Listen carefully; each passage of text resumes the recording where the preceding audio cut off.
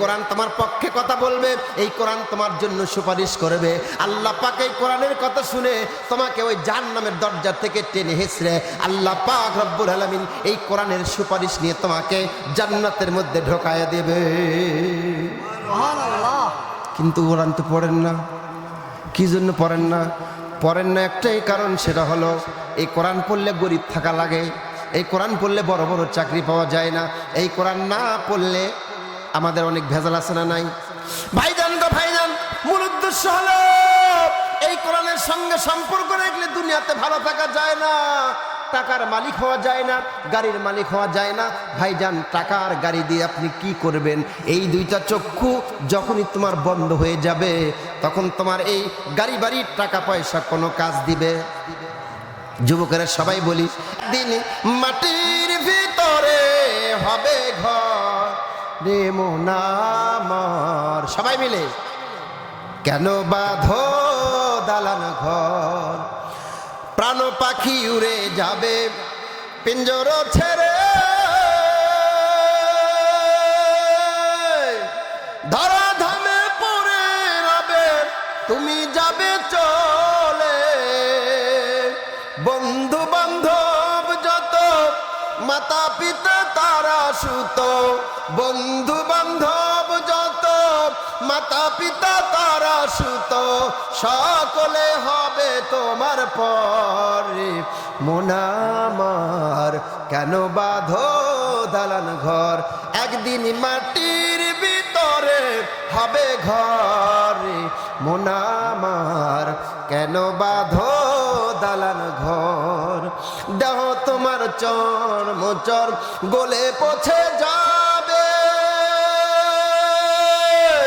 শিরায় উপশিরা গুলো ছিন্ন ভিন্ন হবে, মুন্ডু মেরুদণ্ড সবই হবে খণ্ড খণ্ড, মুন্ডু মেরুদণ্ড সবই হবে খণ্ড খণ্ড, পরে রব মাটির উপরে মন আমার কেন বাঁধো দালান ঘর, একদিন মাটির ভিতরে হবে ঘর মন আমার কেন বাঁধো দালান ঘর রে মন আমার কেন বাঁধো দালান ঘর।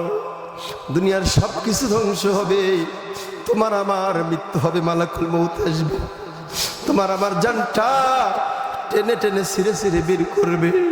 হযরতে বিলাল কে? এবার বিলাল এই শব্দটা পাওয়ার পরে নবীজি দেখলেন তার সামনে জান্নাতের মধ্যে জুতা পায়ে দিয়ে জান্নাতের মধ্যে ঠক ঠক করে বেড়াচ্ছে। এবার সকালবেলা ফজরের নামাজ পড়ে অসংখ্য সাহাবীদের ভিতর থেকে নবীজি বিলালকে ডাক দিলেন, বিলাল, ও বিলাল, বলো বলো ইসলামের মধ্যে তুমি কি এমন আমল করো যে আমল করার কারণে আমি গত রাতে আমাকে জান্নাত দেখানো হলো, আমার সামনে তুমি জুতা পায়ে দিয়ে জান্নাতের মধ্যে বেড়াচ্ছিলে, বিলাল বলো তোমার আমলটা কি?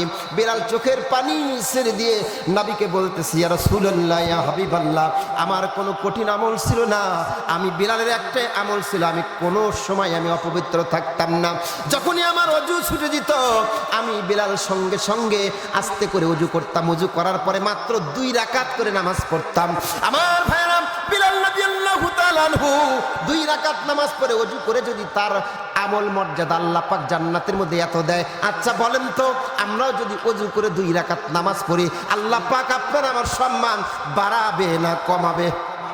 একটু আওয়াজ দাও যুবক, বাড়াবে না কমাবে? মুসলমান ভাইরা আমার, ছোট্ট ছোট্ট আমলের কথা আমি তোমাকে বলে যাই, কাজ করবেন জীবনটাকে খুলে দিবে আল্লাহ। নবীজি বলেন কোন মানুষ যদি সুন্দর করে ওযু করে আস্তে করে মাত্র 2 রাকাত নামাজ পড়ে, এই 2 রাকাত নামাজের মধ্যে যদি কোনো ভুল না করে, রুকু সিজদা দোয়া কালাম সুন্দর করে পড়ে, নবী বলে ওযু করে 2 রাকাত নামাজ পড়ার সঙ্গে সঙ্গে আল্লাহ পাক ওই বান্দার নামটা জান্নাতের খাতায় লিখে দিবে।